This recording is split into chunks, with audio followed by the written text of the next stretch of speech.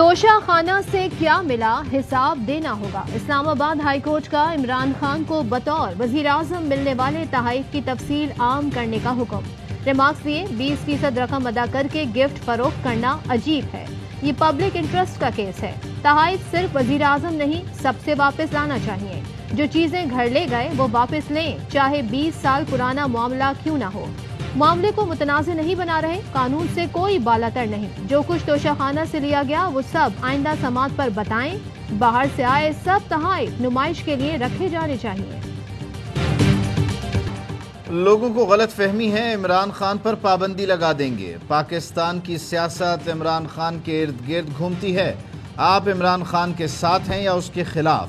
P T I رہنما فواد چودھری کہتے ہیں موجودہ کابینہ جرائم پیشہ لوگوں پر مشتمل ہے۔ جج میرٹ پر فیصلہ دے تو شہباز شریف جیل جائیں۔ وزیر دفاع فوج کے خلاف بیان دیتے ہیں۔ گورنر سندھ اثاثہ جات کیس میں مطلوب ہے۔ شاہ زین بگٹی کو انسداد منشیات کا وزیر لگا دیا، اس میں بس انسداد کا لفظ اضافی ہے۔ نئی حکومت کو عوام کو ملنے والا سستا پیٹرول کھٹکنے لگا۔ حکومت پیٹرول ڈیزل پر سبسڈی ختم کرنے کے لیے بڑھ تولنے لگی۔ شاہد خاقان عباسی اور مفتاح اسماعیل نے پیٹرول ڈیزل پر سبسڈی حکومت کے لیے بارودی سرنگ قرار دے دی۔ کہتے ہیں اربوں روپے کا نقصان ہو رہا ہے، مزید سبسڈی نہیں دے سکتے۔ شاہد خاقان عباسی بولے بڑے مشکل فیصلے ہیں، تکلیف سب کو ہوگی، عوام کو قیمت خرید سے کم پر پیٹرول دے رہے ہیں۔ افسروں نے کہہ دیا نیب کی موجودگی میں فیصلے نہیں کر سکتے، اب یہی چوائس ہے، نیب کو چلائیں یا حکومت چلائیں۔ ابھی سے آپ کی کانپیں ٹانگ رہی ہیں۔ اسد عمر کا طنز، پی ٹی آئی رہنما نے کہا معیشت چلانا امپورٹڈ حکومت کے بس کی بات نہیں، تنکا جوڑ کر صبح سے رات تک کام کیا تھا۔ عدم اعتماد جمع ہونے کے بعد سے معیشت کو شدید نقصان پہنچا۔ موجودہ حکومت میں کوئی اتحادی اٹھتا ہے، یہ نامنظور وہ نامنظور، یہ حکومت نہیں چل سکتی، آئیں عوام کے پاس چلیں۔ وفاقی وزیر اطلاعات مریم اورنگزیب کہتی ہیں سابق حکومت کی پوری کابینہ کا نام ای سی ایل میں آنا چاہیے، بریف کیس لے کر بھاگنے کی تیاری کر رہے ہیں۔ حکومت نے ای سی ایل قوانین پر نظر ثانی کے لیے کمیٹی بھی بنا دی۔ ڈی جی ایف آئی اے ثناء اللہ عباسی کو ہٹا دیا گیا۔ وفاقی کابینہ نے رائے طاہر حسین کو تعینات کرنے کی منظوری دے دی۔ وفاقی حکومت کا کھاد کی قلت اور سبسڈی میں بے ضابطگیوں پر کمیشن بنانے کا بھی اعلان۔ وزیر خزانہ مفتاح اسماعیل کہتے ہیں پی ٹی آئی ایک پیسہ قرض واپس نہیں کر سکی، صرف بڑھا کر گئی، آئی ایم ایف پروگرام بحال کریں گے۔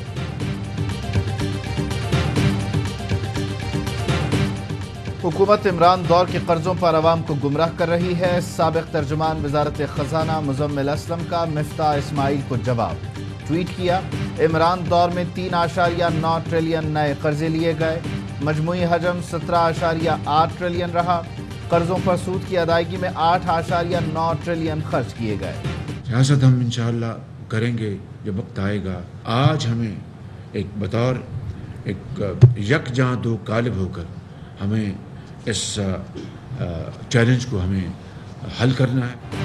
وزیر اعظم شہباز شریف کی صدر مملکت ڈاکٹر عارف الوی سے ملاقات، گورنر پنجاب کو ہٹانے سے متعلق امور پر گفتگو۔ وفاقی کابینہ سے خطاب میں شہباز شریف بولے عوام توقعات لگائے بیٹھے ہیں، ذاتی پسند اور ناپسند سے بالاتر ہو کر کام کرنا ہوگا، غربت، بے روزگاری اور مہنگائی کے خلاف جنگ کرنا ہوگی، جب الیکشن آئے گا تب سیاست کریں گے، آج یکجان ہو کر چیلنجز کا مقابلہ کرنا ہوگا۔ وزیر اعظم شہباز شریف نے اپنی کابینہ کو وار کیبنٹ قرار دے دیا۔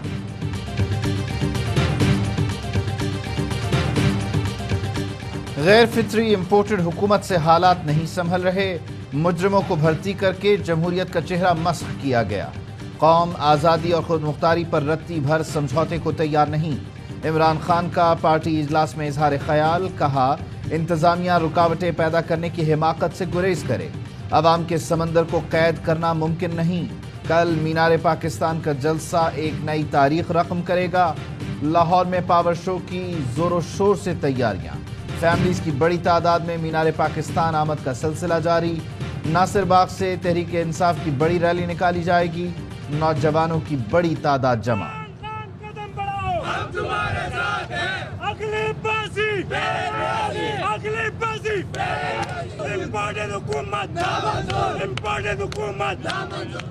مینار پاکستان جلسے میں سیکیورٹی خدشات ہیں، عمران خان ویڈیو لنک کے ذریعے خطاب کریں، ڈپٹی کمشنر لاہور کا تحریک انصاف کی قیادت کو خط۔ رہنما پی ٹی آئی فاروق حبیب کہتے ہیں عمران خان کل مینار پاکستان جائیں گے، براہ راست خطاب کریں گے۔ پتہ ہے عمران خان کی مقبولیت سے کس کی ٹانگیں کانپ رہی ہیں۔ انتظامیہ رکاوٹیں ڈالنے کے بجائے سیکیورٹی ذمہ داریاں پوری کریں۔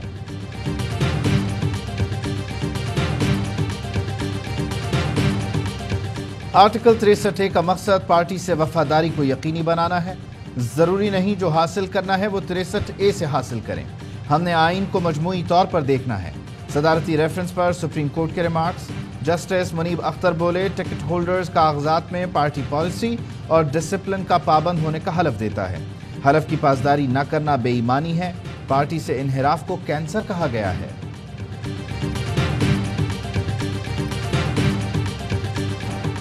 پنجاب میں آئینی اور سیاسی بحران شدید ہونے لگا۔ حمزہ شہباز کے حلف سے متعلق خط لکھنے پر گورنر ناراض، اپنے پرنسپل سیکرٹری کو کام سے روک دیا۔ چیف سیکرٹری کو تبادلے کے لیے خط۔ چیف سیکرٹری نے گورنر کا پرنسپل سیکرٹری تبدیل کرنے کا حکم ماننے سے انکار کر دیا۔ لکھا وزیر اعلیٰ سے حلف نہ لینے سے متعلق پرنسپل سیکرٹری کے اعتراضات درست تھے، خط لکھ کر ذمہ داری نبھائی۔ پرنسپل سیکرٹری کی ذمہ داری تھی آئین کی خلاف ورزی پر گورنر کو آگاہ کرتا۔ حمزہ شہباز سے حلف نہ لینے پر نون لیگ کی درخواست پر لاہور ہائی کورٹ کل سماعت کرے گی۔ رجسٹرار آفس نے عثمان بزدار کے استعفے کی منظوری کے خلاف درخواست اعتراض لگا کر واپس کر دی۔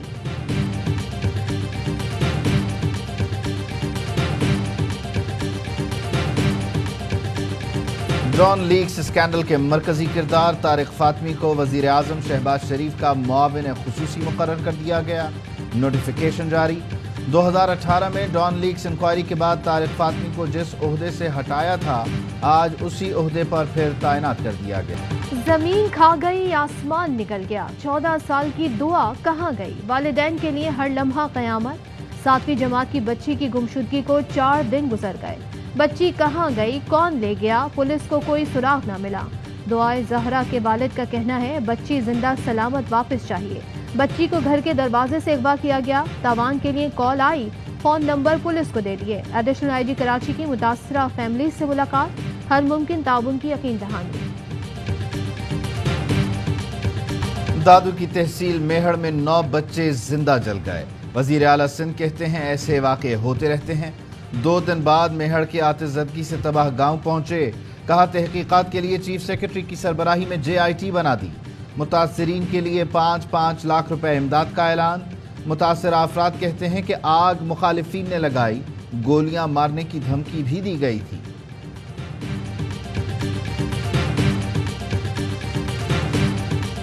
کراچی میں ٹینکر اور ٹرالر پھر بے قابو، مزید 3 زندگیاں نکل گئیں۔ لانڈھی میں واٹر ٹینکر کی زد میں آ کر 2 افراد جاں بحق۔ کلفٹن بلاول چورنگی پر بھی ٹرالر کی ٹکر سے موٹر سائیکل سوار جان سے گیا۔ وزیر اعظم شہباز شریف سے رکن امریکی کانگریس الہان عمر کی ملاقات، 2 طرفہ تعلقات، علاقائی صورتحال پر گفتگو۔ وزیر اعظم نے الہان عمر کے عزم و حوصلے اور سیاسی جدوجہد کو سراہا، کہا الہان عمر کے دورے سے عوامی سطح کے 2 طرفہ تعلقات کو فروغ ملے گا۔ امریکہ کے ساتھ دیرینہ تعلقات کو قدر کی نگاہ سے دیکھتے ہیں۔ امریکی رکن کانگریس الہان عمر کی صدر اسپیکر قومی اسمبلی سے بھی ملاقاتیں۔ الہان عمر عمران خان سے بھی ملی، اسلاموفوبیا کے تدارک کے لیے خدمات کو سراہا، کہا دنیا میں مسلمانوں کی توانا آواز بننے پر عمران خان کی مشکور ہوئی۔ ڈالر کی اونچی اڑان جاری، انٹر بینک میں ڈالر 1 روپے 68 پیسے مہنگا ہو کر 185 روپے 92 پیسے کا ہو گیا۔ اوپن مارکیٹ میں ڈالر 187 روپے 50 پیسے کا ہو گیا۔ پاکستان اسٹاک ایکسچینج میں بھی مندی، 100 انڈیکس میں 400 سے زائد پوائنٹس کی کمی۔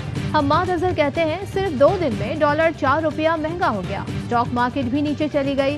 انہی 2 چیزوں کا امپورٹڈ حکومت نے مسلح وقت ڈھنڈورا پیٹا تھا۔ P T I foreign funding case 30 روز میں مکمل کرنے سے متعلق انٹرا کورٹ اپیل سماعت کے لیے مقرر۔ اسلام آباد ہائی کورٹ کا چیف جسٹس اطہر من اللہ اور جسٹس بابر ستار پر مشتمل 2 رکنی بینچ سماعت کرے گا۔ اسد عمر کہتے ہیں الیکشن کمیشن متعصب ہے، انصاف ہوتا ہوا نظر نہیں آ رہا۔ तमाम पार्टीज की फंडिंग की तहकीकात करवाई जाएं। अली जैदी बोले, इलेक्शन कमीशन पीटीआई की हुकूमत खत्म होते ही कब्जा माफिया सरगर्म। तौसा शरीफ में ज़रई ग्रेजुएट को दी जाने वाली जमीन पर दोबारा कब्जा कर लिया। मुल्जिमान ने तैयार फसल को आग लगा दी। इंतजामिया ने कोई कार्रवाई न की। मुल्जिमान को मकामी लीगी रहनुमा सरदार मीर बादशाह की पुष्पनाही हासिल। मीर बादशाह कैसरानी की पुरानी वीडियोस भी सामने आ गई, जिसमें वो दोबारा कब्जे की धमकी दे रहा है।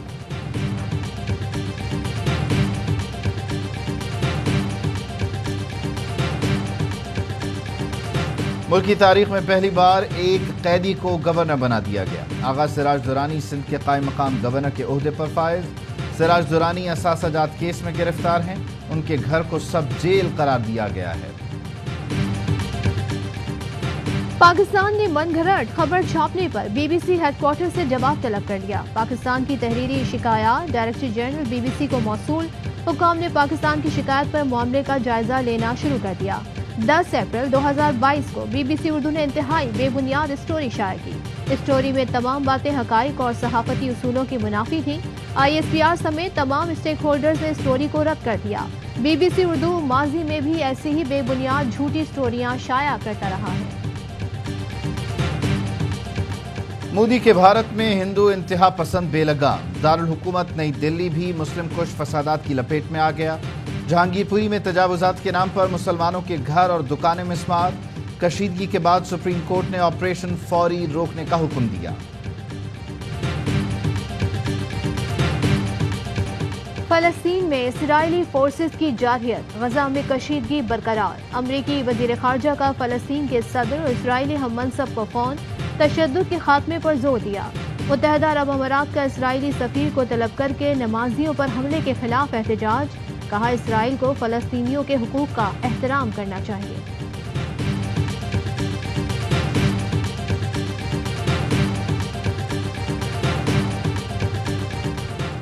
हुकूमत की तब्दीली के बाद PCB में तब्दीली आएगी या नहीं, गैर यकीनी की सूरत हाल बरकरार। कहीं नहीं जा रहा, आप सब भी अपना काम जारी रखें। रमीज राजा ने PCB के सीनियर डायरेक्टर्स को वाज़ेह कर दिया। वज़ीर आज़म शहबाज शरीफ ने कोई फैसला नहीं किया। इस्लामाबाद में तब्दीली की बाज़गश्त। PCB आइन के मुताबिक बोर्ड के चेयरमैन के मुस्ताफ़ी होने के बाद ही नया चेयरमैन बनाया जा सकता है, या पैटर्न इन चीफ वज़ीर आज़म किसी इल्ज़ाम पर तहकीकात के बाद ही चेयरमैन को ओहदे से हटा सकते हैं। याबाई न्यूज़ पर चलने वाली खबर का नोटिस। मेजी पाकिस्तान याबाई के तबस्सुत से टेबल टेनिस के 3 खिलाड़ियों को मालदीव भेजेगा। कौमी टेबल टेनिस फेडरेशन ने साउथ एशियन चैंपियनशिप के लिए फंड्स ना होने का कहा था। खिलाड़ियों से अपना टिकट खुद खरीदने का मुतालबा किया था। और पाकिस्तान में 1 तोला सोने की कीमत 1,33,401 रुपये हो गई। 10 ग्राम सोना 1,14,307 रुपये का हो गया। मुत्तहिदा अरब अमारात में 10 ग्राम सोने की कीमत 2,304 दिरहम। 1 मिलीग्राम सोना 23 फिल्स का है।